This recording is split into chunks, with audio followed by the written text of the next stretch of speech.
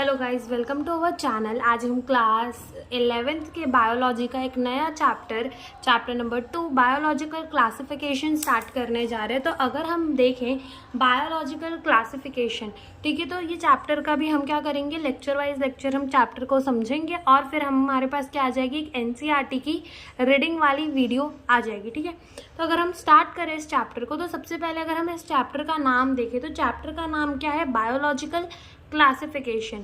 तो बायो का मतलब क्या होता है, लिविंग। ठीक है, यानी कि यहाँ पर हम लिविंग चीज़ों का क्लासीफाई करते हैं, क्लासिफिकेशन करते हैं, यानी कि हम लिविंग चीज़ें जितनी भी हमारी जिंदा चीज़ें हैं, ठीक है, भले वो प्लांट हो, एनिमल हो, कोई बैक्टीरिया हो, तो इनको हम क्या करते हैं, क्लासीफाई करते हैं। तो इसी को हम क्या कहते हैं, बायोलॉजिकल क्लासिफिकेशन। तो बायो का मतलब क्या होता है, हमारे लिविंग,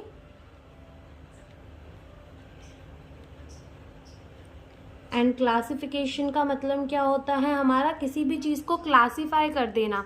जैसे कि अगर हम देखें तो हम अपनी बुक्स को क्लासीफाई कर देते हैं कि हमारी 11th की बुक है, हमारी 12th की book.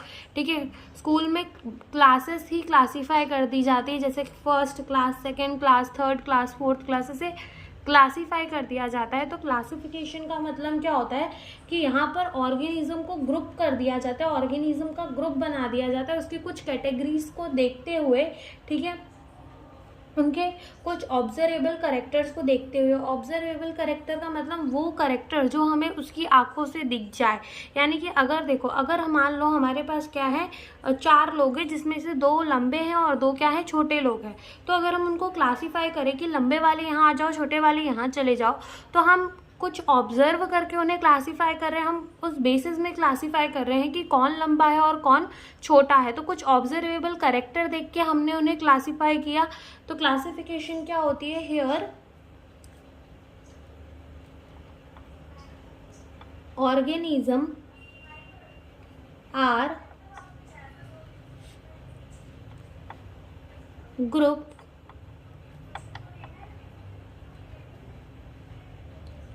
into convenient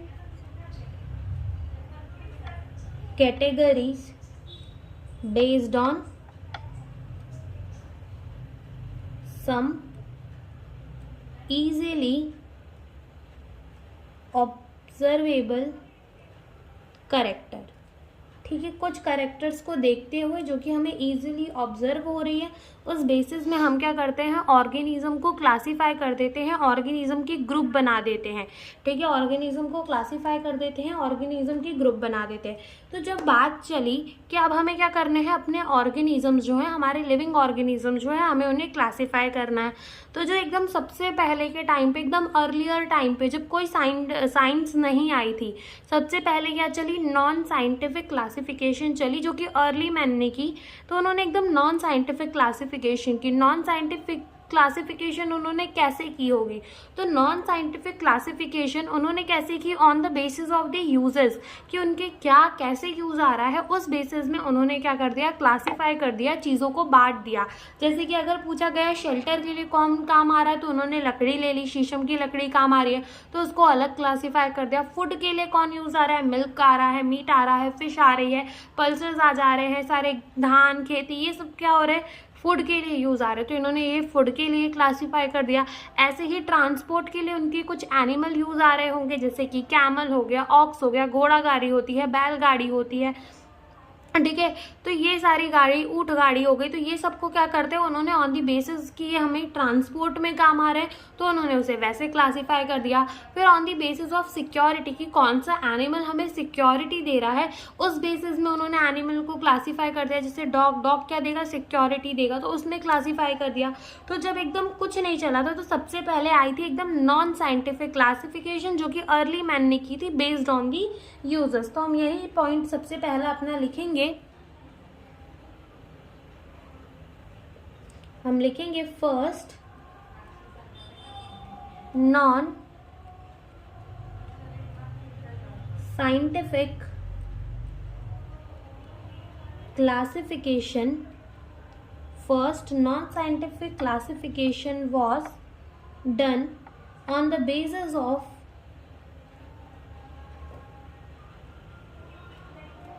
uses of organism. सबसे पहले नॉन साइंटिफिक क्लासिफिकेशन हुई। जब क्लासिफिकेशन होना चालू हुई तो सबसे पहले ऐसे नहीं कि साइंटिस्ट ने ही आकर चीज़ों को क्लासीफाई कर दिया। पहले क्या चली, non classification, non scientific classification चली, जो कि किस में बेसिस थी, ऑर्गेनिज्म के यूजेस में बेसिस थी। ठीक है, अब क्या हुआ कि लोगों ने ऐसे तो क्लासिफाई कर दिया, लेकिन ये तो नॉन साइंटिफिक क्लासिफिकेशन थी, इस क्लासिफिकेशन का कुछ मतलब नहीं निकल के आ रहा था। फिर ज़माना थोड़ा और आगे बढ़ा, फिर क्या हुई, साइंटिफिक क्लासिफिकेशन हुई। तो सबसे पहली साइंटिफिक क्लासिफिकेशन जो थी वो फादर ऑफ द बायोलॉजी, जिनका नाम है एरिस्टोटल, या फिर हम जिसको कहते हैं father of the zoology, Aristotle. तो सबसे पहली साइंटिफिक क्लासिफिकेशन जो है किसने दी थी, एरिस्टोटल ने दी थी। तो उन्होंने क्या किया था, उन्होंने ना ऑर्गेनिज्म को क्लासिफाई कर दिया था। जितने भी अर्थ के अंदर ऑर्गेनिज्म है, जितने भी इस धरती के अंदर ऑर्गेनिज्म है, तो एरिस्टोटल ने उन ऑर्गेनिजम्स को दो चीज़ों में क्लासिफाई कर दिया था, और वो दो चीज़ें क्या थी, प्लांट एंड एनिमल। अब अगर हम देखें प्लांट एंड एनिमल, तो इन एरिस्टोटल ने ये दो चीज़ के अंदर क्या किया था, ऑर्गेनिजम्स को क्लासिफाई कर दिया था, एक होंगे प्लांट, एक होंगे एनिमल। क्योंकि कोई भी इंसान है वो प्लांट को देख के तुरंत बता देगा कि ये प्लांट है, और कोई भी इंसान है वो एनिमल को देख के तुरंत बता देगा ये एनिमल है। कोई पेड़ के पास थोड़ी जाकर बोलेगा दीदी आप कितनी लंबी हो, हैं, ठीक है, तो वो पेड़ से नारियल उसके सर पे गिर जाएगा, तो ऐसा नहीं होगा। तो क्या होता है, कोई भी देख के बता देगा कि कौन सा पेड़ है और कौन सा हमारा कोई एनिमल है। ठीक है, तो सबसे पहले साइंटिफिक जो क्लासिफिकेशन थी वो एरिस्टोटल ने की थी, और उन्होंने क्या किया था कि प्लांट एंड एनिमल को क्लासिफाई कर दिया था। प्लांट को भी उन्होंने फर्दर क्लासिफाई किया था। प्लांट की मॉर्फोलॉजी, मॉर्फोलॉजी का मतलब होता है एक्सटर्नल कैरेक्टर्स को देख के, एक्सटर्नल फीचर को देख के। तो प्लांट की मॉर्फोलॉजी को देख के उन्होंने प्लांट को 3 भागों में डिवाइड कर दिया था।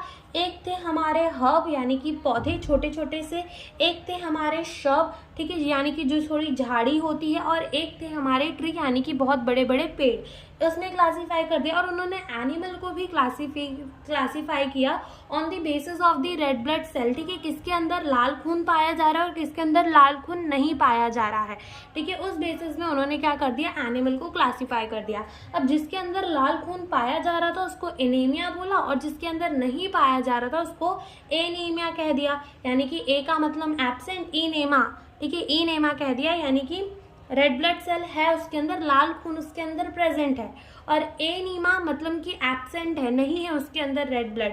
ठीक है, तो इस बेसिस में उन्होंने क्लासिफाई कर दिया। अगर हम अपना इंसान का खून देखें तो वो हमें कैसा दिखेगा, रेड कलर का दिखेगा, लेकिन वहीं अगर किसी कॉकरोच को मार के देखोगे तो उसका खून कैसा दिखेगा, वाइट कलर का दिखेगा।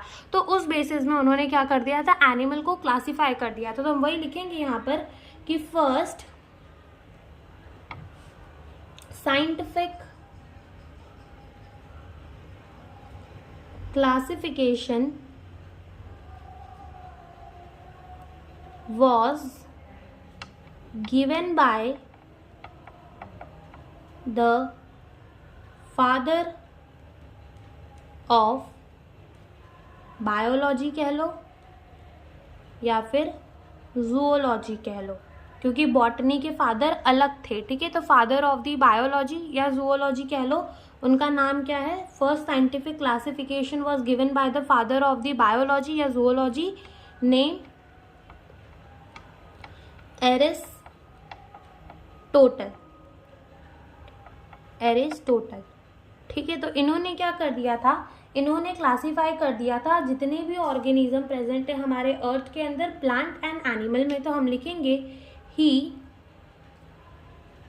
Classified all organism present on earth into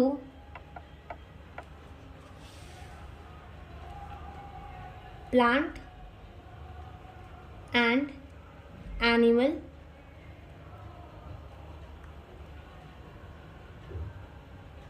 ठीक है, तो क्या किया था इन्होंने, एक हमारा दिया था इन्होंने प्लांट,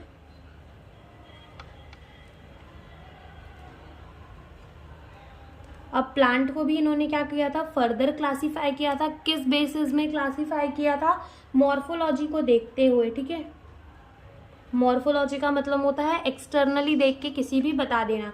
तो प्लांट को इन्होंने 3 चीज़ों के अंदर क्लासीफाई किया था। एक था क्या हमारा शब, पहले हर्ब लिख लेते हैं, हर्ब यानी कि पौधा। दूसरा क्या था हमारा शब, और तीसरा क्या था ट्री। इन 3 चीज़ के अंदर उन्होंने क्या कर दिया था, प्लांट को क्लासीफाई कर दिया था। वही बात करें अगर हम एनिमल की, तो एनिमल्स को on the basis of the red blood उन्होंने 2 के अंदर क्लासीफाई कर दिया था। एक इनेमिया, इसका मतलब इसके अंदर जो रेड ब्लड है वो क्या होगा, प्रेजेंट होगा। और एक क्या, एनीमिया, मतलब इसके अंदर रेड ब्लड जो है वो क्या होगा, एब्सेंट होगा, रेड ब्लड एब्सेंट होगा। ठीक है, रेड ब्लड इसके अंदर क्या होगा, एब्सेंट होगा। तो ये सबसे पहली, एक और बार हम देखते हैं, हमने क्या बोला कि सबसे पहली साइंटिफिक क्लासिफिकेशन किसने दी थी, एरिस्टोटल ने दी थी। उन्होंने क्लासीफाई कर दिया था ऑर्गेनिज्म को प्लांट एंड एनिमल के अंदर।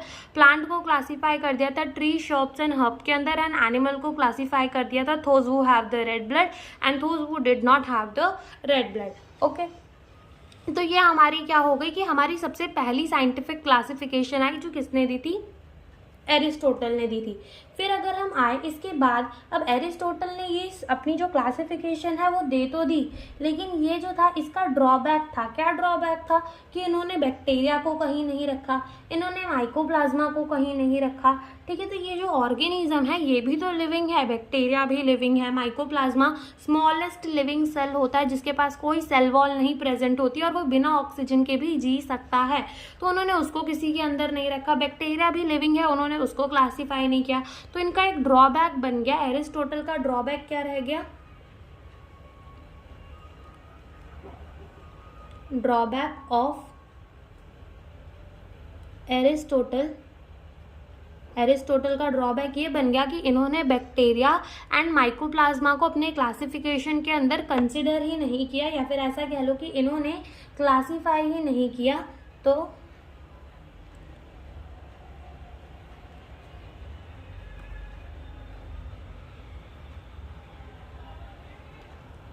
like bacteria and mycoplasma,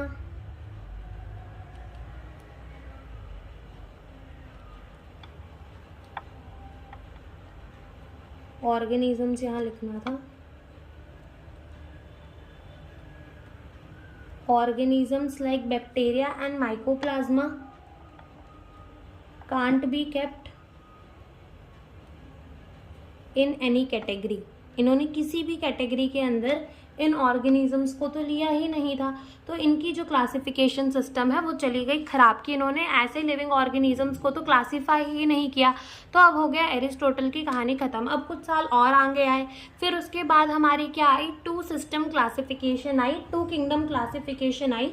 तो ये जो 2 किंगडम क्लासिफिकेशन थी ये किसने दी थी, कैरोलस लीनियस ने दी थी। वही कैरोलस लीनियस जिसने बायोनॉमियल नॉमेनक्लेचर दिया था। इनको 2 चीज़ें बड़ी पसंद थी, ठीक है, तो बायोनॉमियल नॉमेनक्लेचर भी दे दिया और साथ ही साथ इन्होंने क्या दे दिया, 2 किंगडम क्लासिफिकेशन भी दे दिया, 2 किंगडम सिस्टम भी कह लो।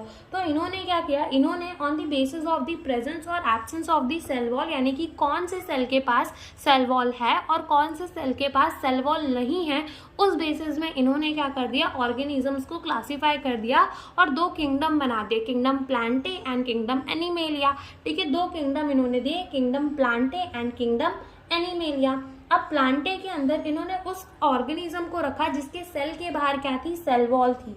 ठीक है, सेल के बाहर क्या थी, सेल वॉल थी। और एनिमेलिया किंगडम के अंदर उन्होंने ऐसे ऑर्गेनिज्म को रखा जिसके अंदर सेल वॉल नहीं थी। बट इनकी जो 2 किंगडम क्लासिफिकेशन थी इसकी बहुत सारी ड्रॉबैक थी, और वो ड्रॉबैक ऐसी थी कि जो वो खुद कह रहे हैं कि प्लांट के अंदर मुझे वो ऑर्गेनिज्म रखने जिसके पास क्या है, सेल वॉल है, लेकिन उन्होंने खुद ही प्लांटे किंगडम के अंदर एक ऐसा ऑर्गेनिज्म रख दिया था जिसके पास सेल वॉल नहीं थी। तो जब हम लिखेंगे तो हमें पता चलेगा। तो हम यहाँ पहले लिखते हैं, किसके बारे में पढ़ेंगे, 2 किंगडम क्लासिफिकेशन, 2 किंगडम क्लासिफिकेशन। ठीक है, तो ये जो 2 किंगडम क्लासिफिकेशन है, सबसे पहले हम लिखेंगे given by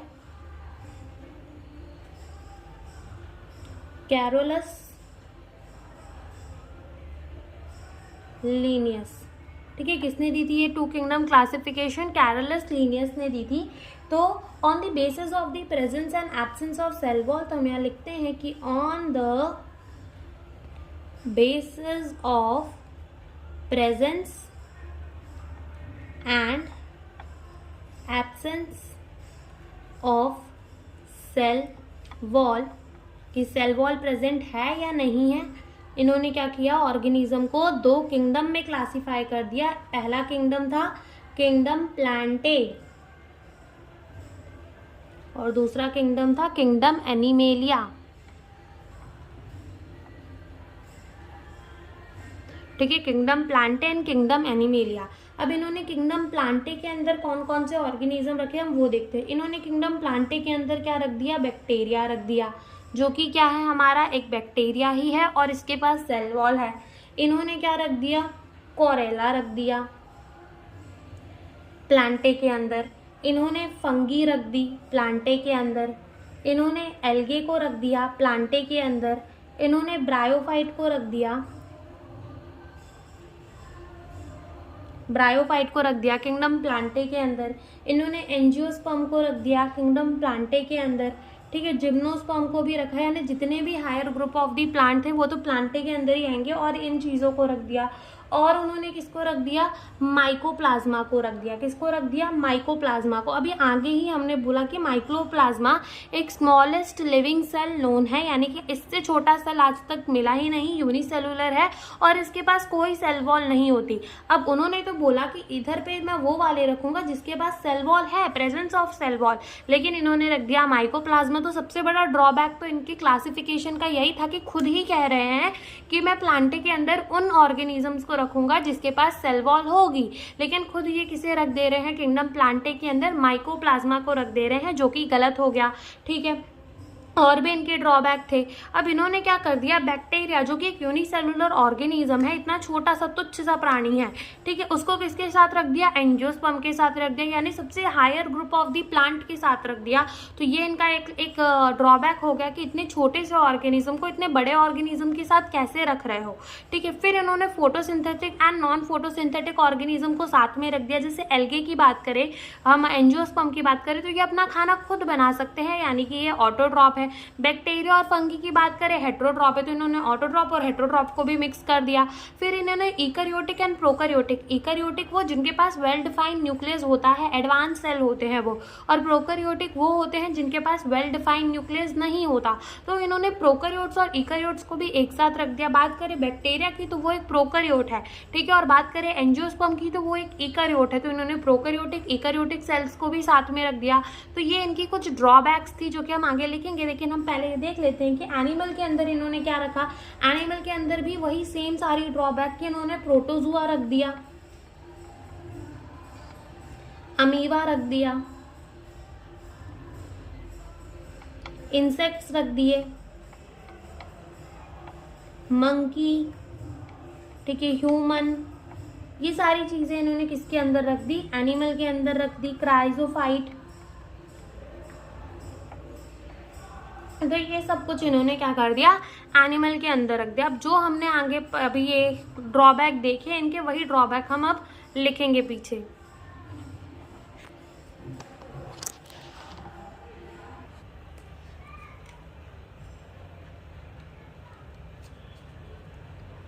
drawback of 2 kingdom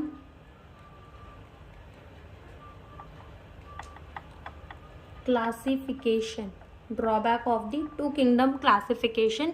तो सबसे पहला ड्रॉबैक उनका ये था कि उन्होंने क्या कर दिया था, प्रोकैरियोटिक एंड इकैरियोटिक सेल्स को साथ में रख दिया। तो हम लिखेंगे केप्ट द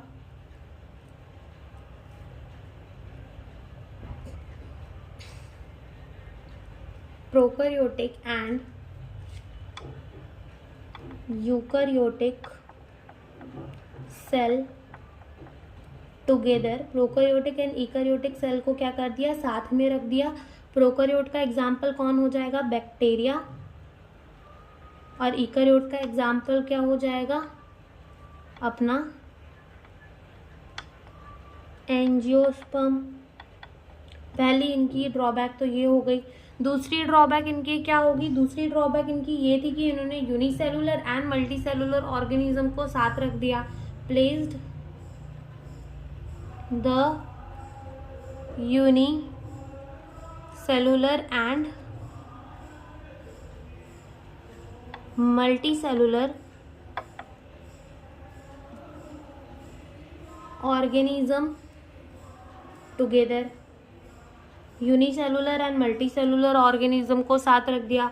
अगेन यूनिसेलुलर में किसका एग्जाम्पल ले सकते हो, बैक्टीरिया का ले सकते हो, वैसे और भी यूनिसेलुलर थे, ठीक है। और मल्टीसेलुलर के अंदर किसका एग्जाम्पल ले सकते हो, किसी का भी, एंजियोस्पर्म का ही ले लो, ठीक है। तो यूनिसेलुलर मल्टीसेलुलर को साथ में रख दिया, ठीक है। फिर तीसरी अगर हम इसकी ड्रॉबैक देखें, तीसरी ड्रॉबैक अगर हम इनकी देखें तो तीसरी ड्रॉबैक इनकी ये थी कि इन्होंने हेटेरोट्रॉपिक और ऑटोट्रॉपिक दोनों को कैसे रख दिया, साथ में रख दिया।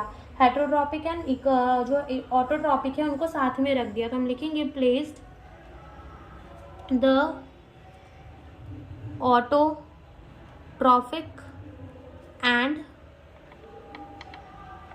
Heterotrophic organism together. ऑटोट्रॉपिक की बात करें तो हमारे जितने भी प्लांट हो जाते हैं हायर प्लांट्स, वो कैसे होते हैं, ऑटोट्रॉपिक होते हैं। अगर हम हेटेरोट्रॉपिक की बात करें तो बैक्टीरिया, ये कैसे होते हैं, हेटेरोट्रॉपिक होते हैं, तो इन्होंने साथ में रख दिया। तीसरा ड्रॉबैक तो इनका ये था। चौथा ड्रॉबैक, ठीक है, सबसे ज़्यादा ड्रॉबैक जो थे वो इन्हीं के थे। तो चौथा ड्रॉबैक इनका ये था कि इन्होंने माइकोप्लाज्मा को प्लांट किंगडम के अंदर रख दिया था। कीप या फिर kept the mycoplasma in plant kingdom. क्यों, माइकोप्लाज्मा के पास सेल वॉल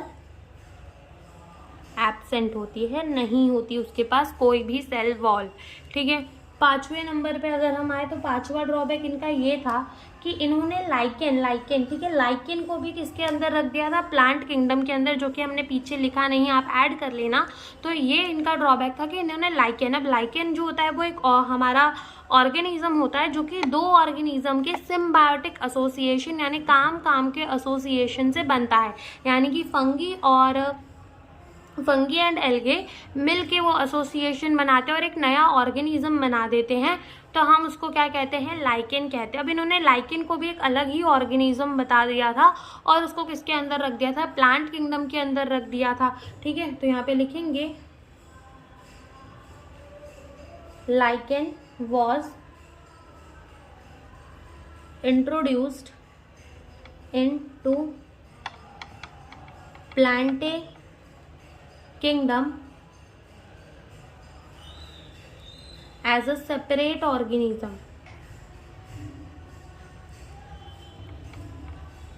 ठीक है। जबकि लाइकेन जो है वो कैसे बनता है, म्यूचुअल एसोसिएशन से बनता है, ये कोई सेपरेट ऑर्गेनिज्म नहीं होता, लेकिन फिर भी इन्होंने as a separate organism lichen को प्लांट किंगडम के अंदर रख दिया था। तो ये इनकी क्या थी, पांचवी ड्रॉबैक थी। तो इनकी इतनी सारी ड्रॉबैक थी तो हम लिखेंगे कि there are the lots of demerits of this system. यहाँ पे ड्रॉबैक नहीं भी लिखेंगे तो भी चलेगा, देखने से ही पता चल रहा है कि इतनी सारी ड्रॉबैक थी। अब मान लो एज अ साइंटिस्ट अगर आपको बोले इसके बाद कोई क्लासिफिकेशन सिस्टम दो, तो आप कैसी क्लासिफिकेशन सिस्टम दोगे, कोई ऐसी क्लासिफिकेशन सिस्टम दोगे जिसमें आप ये सारे ड्रॉबैक्स को हटा सको। आप प्रोकैरियोट इकैरियोट को अलग रखोगे, यूनिसेलुलर मल्टीसेलुलर को अलग रखोगे, ऑटोट्रॉपिक हेटेरोट्रॉपिक को अलग रखोगे, माइकोप्लाज्मा को अलग रखोगे, ठीक है। लाइकेन को एक नया ऑर्गेनिज्म नहीं बताओगे, तो ये कुछ ड्रॉबैक आप सुधारोगे, तभी तो आप एक नया अपना क्लासिफिकेशन दोगे। तो इसके बाद जो क्लासिफिकेशन आई, तो एनसीईआरटी के अंदर डायरेक्ट 5 किंगडम क्लासिफिकेशन दी है, लेकिन इसके पहले क्या आई, 2 किंगडम के बाद 3 किंगडम क्लासिफिकेशन आई। कौन सी वाली क्लासिफिकेशन आई, 3 किंगडम क्लासिफिकेशन आई, तो देखो अगर हम देखें थ्री किंगडम क्लासिफिकेशन, तो ये सारे इतने सारे डीमेरिट्स जो थे वो कैरोलस लिनियस ने कर दिए थे।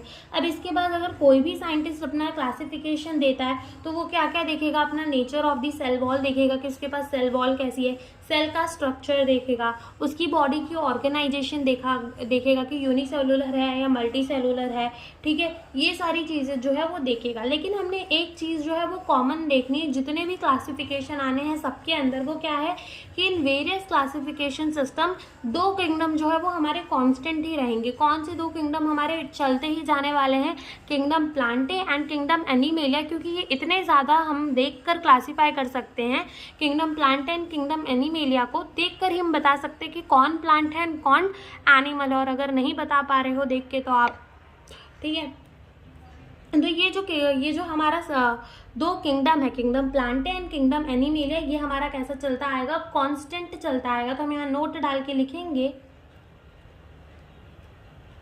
In various classification system, in various classification system, two kingdom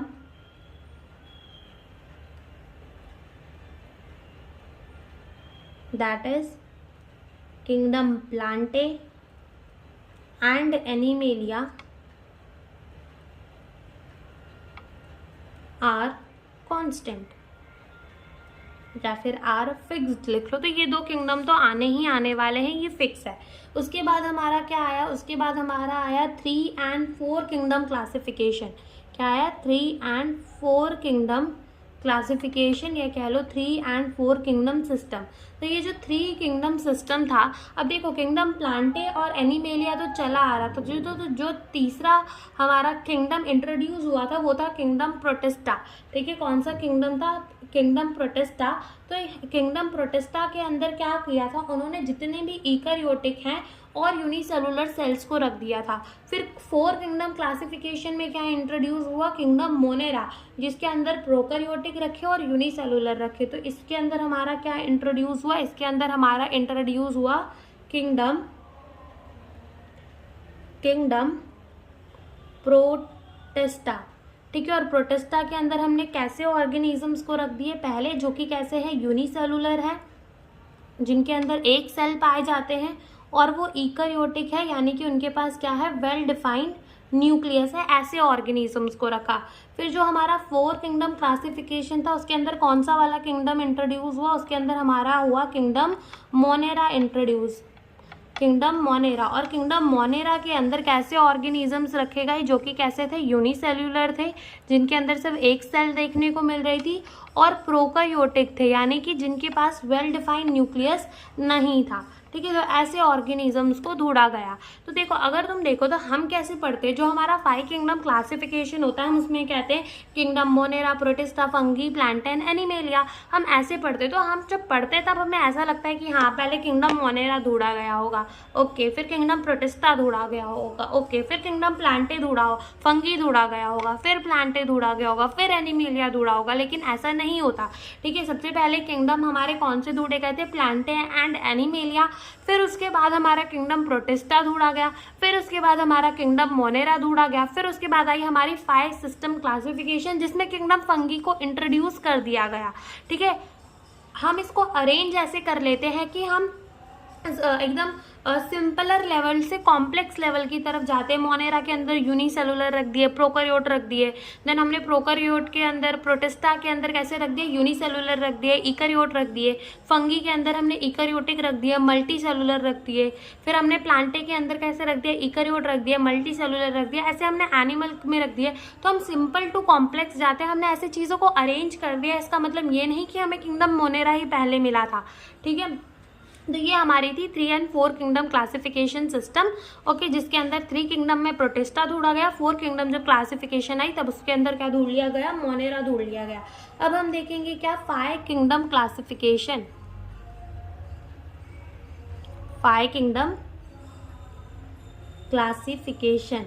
तो अगर हम देखें फाइव किंगडम क्लासिफिकेशन, तो ये सबसे ज़्यादा डिटेल में पढ़ना है फाइव किंगडम क्लासिफिकेशन। तो ये जो फाइव किंगडम क्लासिफिकेशन थी, सबसे पहली बात आती है कि ये दी किसने थी, तो ये दी थी R.H. विटाकर ने, ठीक है, R.H. विटेकर ने दी थी। कब दी थी? 1969 के अंदर दी थी। और इन्होंने क्या क्या चीज़ों को कंसिडर किया था क्लासिफिकेशन करते टाइम, ऑर्गेनिजम्स को ग्रुप करने टाइम इन्होंने कौन कौन सी चीज़ों का ध्यान रखा था। सबसे पहले तो इन्होंने ये ध्यान रखा था कि कहीं मैं प्रोकैरियोटिक इकैरियोटिक को साथ में ना रख दूँ। दूसरी बात इन्होंने ये ध्यान दी थी कि मैं बॉडी ऑर्गेनाइजेशन देखूँ, कहीं मैं यूनिसेलुलर एंड मल्टी सेलुलर को साथ में ना रख दूँ। मैं मोड ऑफ न्यूट्रिशन देखूँ कि कहीं मैं ऑटोट्रॉपिक और हेटरोट्रॉपिक को साथ में ना रख दूँ। मैं मोड ऑफ रिप्रोडक्शन देखूँगा कि मैं अलग अलग ऑर्गेनिजम्स और अच्छे से क्लासीफाई करूँ। और मैं साथ में क्या देखूँगा? फाइलोजेनेटिक रिलेशनशिप्स देखूँगा, यानी कि मैं देखूँगा कि वो ऑर्गेनिज्म जो है अपने पूर्वजों से कैसे कनेक्टेड है। कहीं मैंने मान लो दो ऑर्गेनिजम्स को क्लासीफाई कर दिया, लेकिन क्या पता वो दो ऑर्गेनिज्म के पूर्वज सेम रहे हो, तो ये प्रॉब्लम हो जाएगी। तो मैं फाइलोजेनेटिक रिलेशनशिप को भी देखूँगा। तो ये सारी कमियों को सुधारते हुए R.H. विटाकर ने क्या दिया था? अपना फाइव किंगडम क्लासिफिकेशन दिया था। तो हम लिखेंगे कि द फाइव किंगडम क्लासिफिकेशन ये किसने दी थी? Given by R.H. विटकर। कब दी थी? 1969 के अंदर दी थी। इन्होंने क्या क्या कंसिडर किया था? सबसे पहली चीज़ क्या कंसिडर की थी इन्होंने? सेल का टाइप कंसिडर किया था कि वो प्रोकैरियोट है या यूकैरियोट। सेकेंड चीज़ इन्होंने बॉडी ऑर्गेनाइजेशन कंसिडर की थी कि वो यूनिसेलुलर है या फिर मल्टी सेलुलर है। दूसरी चीज़ तो ये क्लासीफाई कंसिडर की थी। तीसरी चीज़ आए तो इन्होंने क्या कंसिडर किया था? मोड ऑफ न्यूट्रिशन, ठीक है, कि मोड ऑफ न्यूट्रिशन क्या है वो इन्होंने कंसिडर किया था अपने क्लासिफिकेशन के अंदर। मोड ऑफ रिप्रोडक्शन भी इन्होंने कंसिडर किया था। और फिफ्थ नंबर पे अगर हम देखें तो इन्होंने और क्या कंसिडर किया था? फाइलोजेनेटिक रिलेशनशिप्स को भी इन्होंने क्या किया था? कंसिडर किया था। ये पांचों चीज़ें जो है इन्होंने कंसिडर की थी अपनी क्लासिफिकेशन सिस्टम देने से पहले, ताकि इनके क्लासिफिकेशन सिस्टम के अंदर कोई कमी ना आए और जितने भी ड्रॉबैक लीनियस ने किए थे या फिर इसके पहले वाले साइंटिस्टों ने किए थे उनको वो सुधार पाए। तो इन्होंने ये पांचों चीज़ों को कंसिडर किया था और अपना क्या किया था? फाइव किंगडम क्लासिफिकेशन दिया था, ठीक है। क्या दिया था? अपना फाइव किंगडम क्लासिफिकेशन दिया था। तो अब हम देखते हैं कि फाइव कौन से पांच किंगडम थे, ठीक है। तो फाइव किंगडम, तो इसके अंदर सबसे पहला जो किंगडम था वो कौन सा था? पांच किंगडम के अंदर हमारे किंगडम्स जो थे पहले हम उनका नाम लिख लेते हैं। सबसे पहले था किंगडम मोनेरा, फिर उसके बाद कौन सा था? Kingdom protista. फिर हमारे पास कौन सा किंगडम था? किंगडम फंगी या फिर फंजाई। फिर किंगडम कौन सा था? Kingdom Plantae. और फिर आखिरी किंगडम कौन सा था? Kingdom animalia. ओ सॉरी, यहाँ तो किंगडम ही लिख रहे हैं, एनिमेलिया। तो ये पांच किंगडम के अंदर R.H. विटाकर ने जो है वो क्लासीफाई कर दिया था। तो हम एक एक किंगडम करके अब सबकी क्लासिफिकेशन देखना स्टार्ट करते हैं। सबसे पहली किंगडम जो थी वो कौन सी थी? Kingdom Monera. तो हमने क्या बोला कि इन्होंने किंगडम मोनेरा के अंदर कैसे ऑर्गेनिजम्स को रख दिए? सबसे पहले जो कि कैसे होने चाहिए? यूनिसेलुलर, यानी कि जिनके अंदर सिर्फ हमें एक सेल देखने को मिलना चाहिए। और वो कैसे होने चाहिए? प्रोकैरियोटिक होने चाहिए, यानी कि उनके पास वेल डिफाइंड न्यूक्लियस नहीं होना चाहिए, कोई मेम्ब्रेन बाउंड ऑर्गेनल नहीं होने चाहिए। तो ऐसे ऑर्गेनिजम्स को कहाँ पे रख दिया? किंगडम मोनेरा के अंदर रख दिया। और इनके अंदर सेल वॉल कैसी थी? मतलब सेल वॉल इनके अंदर प्रेजेंट थी, सेल वॉल प्रेजेंट थी।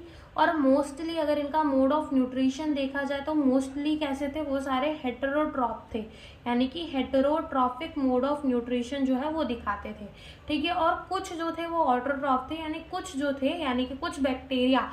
अगर हम देखें तो किंगडम मोनेरा के अंदर ना, तो किंगडम मोनेरा के जो सोल मेंबर होते हैं, यानी कि जो किंगडम मोनेरा के अंदर हमें देखने को मिलते हैं वो कौन होते हैं? बैक्टीरिया, ठीक है। कैसे होते हैं, बैक्टीरिया जो होते हैं वो किंगडम मोनेरा के सोल मेंबर होते हैं, यानी कि किंगडम मोनेरा के अंदर हमें सिर्फ बैक्टीरिया देखने को मिलेंगे। ठीक है, तो बैक्टीरिया यूनिसेलुलर होते हैं, बिल्कुल होते हैं। प्रोकैरियोटिक होते हैं, बिल्कुल होते हैं। सेल वॉल प्रेजेंट होती है, बिल्कुल प्रेजेंट होती है। तो मोस्टली ये कैसे होते हैं, हेटेरोट्रॉप होते हैं, यानी कि दूसरे से मतलब अपना खाना खुद नहीं बनाते। ठीक है, लेकिन रेयरली एक आध जो हमें देखने को मिल जाते हैं वो कैसे देखने को मिल जाते हैं, ऑटोट्रॉप, वो अपना खाना खुद बनाते हैं। तो हम लिख देंगे सम आर ऑटोट्रॉफ, कुछ अपना खाना जो है वो खुद बना लेते हैं। तो ये हमारी पहली किंगडम हो गई। फिर दूसरी किंगडम में आए अगर हम, दूसरी किंगडम क्या है, प्रोटिस्टा। प्रोटिस्टा के अंदर इन्होंने कैसे रख दिए, यूनिसेलुलर्स को तो रखा कि जिनके पास सिर्फ एक सेल है हम उसी को रखेंगे, लेकिन इस टाइम कैसे, यूकैरियोटिक, यानी कि जिनके पास वेल डिफाइंड न्यूक्लियस है, मेम्ब्रेन बाउंड ऑर्गेनल है, वैसे हम एनिमल्स को यहाँ पर रखेंगे, ऐसे हम ऑर्गेनिजम्स को जो है यहाँ पर रखेंगे। अब इनके अंदर सेल वॉल में और में नॉट भी प्रेजेंट, हो भी सकती है प्रेजेंट, सेल वॉल में और में नॉट बी प्रेजेंट, हो भी सकती है इनके अंदर सेल वॉल और इनके अंदर सेल वॉल नहीं भी हो सकती है। ठीक है, ये ऑटोट्रॉपिक भी होते हैं और हेटेरोट्रॉपिक भी होते हैं, ऑटो और हेट्रो दोनों होते हैं। ठीक है, ऑटोट्रॉपिक न्यूट्रिशन भी दिखाते हैं, हेटेरोट्रॉपिक न्यूट्रिशन भी दिखाते हैं। तो अगर हम देखें तो हम किंगडम प्रोटिस्टा के अंदर एक ऐसा ऑर्गेनिज्म पढ़ेंगे जिसका नाम है यूग्लिना। ठीक है, तो ये यूग्लिना जो होता है वो कैसा होता है कि अगर इसको सनलाइट मिल रही है तो ये अपना खाना खुद बनाएगा। ठीक है, अपना खाना खुद बनाएगा, सनलाइट मिल रही है तो ऑटोट्रॉप की तरह बिहेव करेगा। लेकिन अगर इसको सनलाइट नहीं मिल रही तो ये हेटेरोट्रॉप की तरह बिहेव करता है और इससे जो छोटे ऑर्गेनिजम्स हैं उनको खाता है, यानी कि उनसे अपना खाना ले लेता है, उनके जरिए अपने खाने की जो कमी है वो पूरी कर लेता है। ठीक है, यूग्लिना जो होता है वो ऐसा होता है। तो ये जो हमारे प्रोटिस्टा है उसके अंदर हम दोनों टाइप के देखेंगे, ऑटोट्रॉप यानी कि जो खुद का खाना खुद बना सकते हैं, और हेटेरोट्रॉप जो खुद का खाना खुद नहीं बनाते, दूसरों पे डिपेंडेंट रहते। तो हमें दोनों टाइप के ऑर्गेनिज्म प्रोटिस्टा किंगडम के अंदर देखने को मिलेंगे। तीसरा जो हमारा किंगडम आता है वो हमारा आता है किंगडम फंजाई। तो अगर अपन बात करें किंगडम फंजाई की, तो यहाँ पर हमारे मोस्टली, यानी कि मोस्टली कैसे होते हैं, यूनिसेलुलर होते हैं, मोस्टली कैसे होते हैं, मल्टी सेलुलर होते हैं। यानी कि यहाँ पर ज़्यादातर फंगी जो है वो हमें कैसे देखने को मिलेंगे, मल्टी सेलुलर। अब यहाँ पर मोस्टली क्यों लिखा है, ऐसा क्यों नहीं लिखा कि ऑल मल्टी सेलुलर, या फिर डायरेक्ट ऐसा क्यों नहीं लिख दिया गया कि यहाँ पर हमें मल्टी सेलुलर ऑर्गेनिजम्स देखने को मिलेंगे, क्योंकि इसका एक एक्सेप्शन है। और वो एक्सेप्शन क्या है, एक्सेप्ट ईस्ट। ईस्ट जो है वो हमारी एक ऐसी फंगी है जो कि कैसी है, यूनिसेलुलर है। इसके वजह से यहाँ पर हम मोस्टली लिखते हैं कि यहाँ पे मोस्टली हमें कैसे देखने को मिलते हैं, मल्टी सेलुलर देखने को मिलते हैं। इनमें क्या होती है, सेल वॉल भी प्रेजेंट होती है। ठीक है, और सेल वॉल प्रेजेंट तो होती है, लेकिन सेल वॉल बनी किसकी होती है, काइटिन की। ठीक है, काइटिन की सेल वॉल बनी होती है।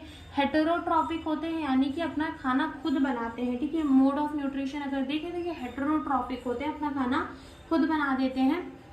तो ये हमारा हो गया किंगडम फंगी। उसके बाद आता है किंगडम क्या, किंगडम प्लांटे। अब किंगडम प्लांटे के बारे में तो कुछ बताने जैसा है नहीं कि ये भी कैसे होंगे, मोस्टली मल्टी सेलुलर होंगे। इसके भी एक आधे क्या होते हैं, एक्सेप्शंस होते हैं। ठीक है, तो ये मोस्टली कैसे होंगे, मल्टी सेलुलर होंगे। ठीक है, ऑटोट्रॉपिक न्यूट्रिशन दिखाएंगे, अपना खाना खुद बनाते हैं।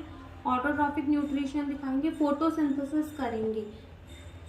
और यूकैरियोटिक तो हम यहाँ पर रखते ही हैं क्योंकि ये सारे क्या होते हैं, यूकैरियोटिक ही होते हैं। सिर्फ प्रोकैरियोटिक हमें kingdom Monera and kingdom Monera के अंदर ही खाली हमें क्या देखने को मिलेगा, प्रोकैरियोटिक देखने को मिलेगा। फिफ्थ किंगडम में आए तो क्या है फिफ्थ किंगडम है किंगडम एनिमेलिया।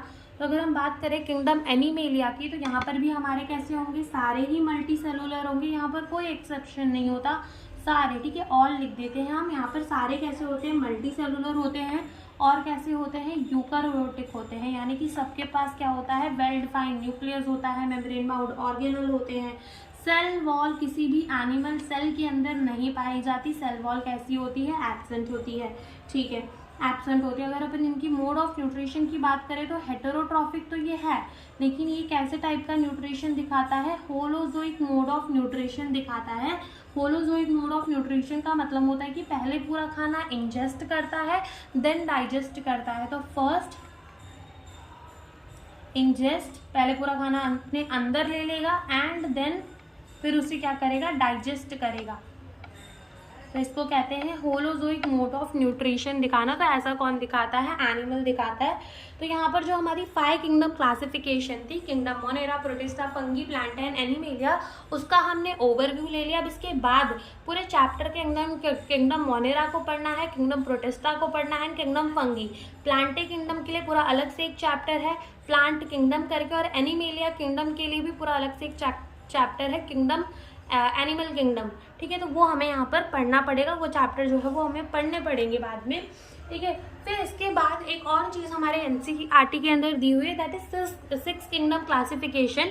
ठीक है, तो अब ये 6 किंगडम क्लासिफिकेशन क्या था हम वो देख लेते हैं। तो अब ये हमारा जो है 6 किंगडम क्लासिफिकेशन, इसको और क्या कहते हैं? इसको कहते हैं 3 डोमेन सिस्टम। ठीक है, इसको और क्या कहते हैं? 3 डोमेन सिस्टम भी कहते हैं, 3 डोमेन सिस्टम। अगर अपन देखें तो यहाँ पर क्या था कि पहले तो 5 किंगडम क्लासिफिकेशन थे। कौन कौन से? किंगडम मोनेरा, फिर कौन सा था? किंगडम प्रोटिस्टा, फिर कौन सा था? किंगडम फंगी, फिर कौन सा था? किंगडम प्लांटे, और फिर कौन सा था? Kingdom animalia. ठीक है, तो ये क्या थे? 5 किंगडम थे। अब इन्होंने क्या किया कि किंगडम मोनेरा को फर्दर 2 किंगडम्स के अंदर क्लासीफाई कर दिया। वो कौन से 2 किंगडम थे? अब किंगडम मोनेरा जब हम पढ़ेंगे तो वहाँ पर हम 2 जो है इसके फर्दर क्लासेस पढ़ते हैं। ठीक है, 2 और इसके टाइप पढ़ते हैं, वो है आर्के बैक्टीरिया एंड यू बैक्टीरिया। तो उन्होंने आर्के बैक्टीरिया एंड यू बैक्टीरिया को भी 2 अलग किंगडम कह दिया था। तो यहाँ पर ये क्या हो जाएगा?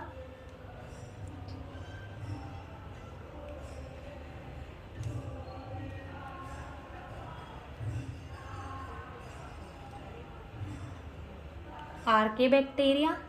ठीक है, और एक क्या था? You bacteria. तो ये 2 क्या थे? बैक्टीरिया थे जिन्होंने मोनेरा को फर्दर क्लासिफाई कर दिया। अब इस मोनेरा को एक किंगडम ना गिन के archaebacteria 1 kingdom, eubacteria 2रा किंगडम, प्रोटिस्टा 3रा किंगडम, फंगी 4था किंगडम, प्लांटे 5वां किंगडम एंड एनिमेलिया 6वां किंगडम। तो ये 6 किंगडम क्लासिफिकेशन हो गया, 6 किंगडम क्लासिफिकेशन हो गया। ठीक है, तो ये हमारा क्या हो गया? 6 किंगडम क्लासिफिकेशन। अब ये 3 डोमेन सिस्टम क्लासिफिकेशन क्या हो गया? तो सबसे पहले हमें यहाँ पर ये समझना पड़ेगा कि जो डोमेन है वो हमारा एक बड़ा सा टेक्सा है। ठीक है, बड़ा टेक्सा है देन किंगडम। अब टेक्सा का मतलब होता है यूनिट, या फिर हम कहते हैं कैटेगरी, या फिर ग्रुप ऑफ द क्लासिफिकेशन, जिसमें हम ऑर्गेनिजम्स को क्लासीफाई करते हैं। तो अगर हम बात करें डोमेन की तो वो थोड़ा सा बड़ा माना जाता है, किंगडम से ज़्यादा लेवल पे होता है। ओके, तो यहाँ पर क्या किया इन्होंने? आर्के बैक्टीरिया को एक डोमेन बोल दिया, यू बैक्टीरिया को एक डोमेन कह दिया। ठीक है, एक डोमेन कह दिया। और ये जो हमारा ये सारे कैसे हमारे यूकैरियोटिक है, तो ये यूकैरियोटिक को एक डोमेन बोल दिया। तो 1 डोमेन, 2 डोमेन, और ये सारे मिलाकर 3रा डोमेन। ठीक है, तो यहाँ पर हम लिख देते हैं कि ये सारे हमारे कैसे हैं? यूकैरियोटिक है, यूकैरियोटिक है। तो ये हमारा कौन सा डोमेन हो गया? पहला डोमेन, दूसरा डोमेन, और ये हमारा क्या हो गया? 3रा डोमेन। ठीक है, तो ये 3 डोमेन बन गए हमारे।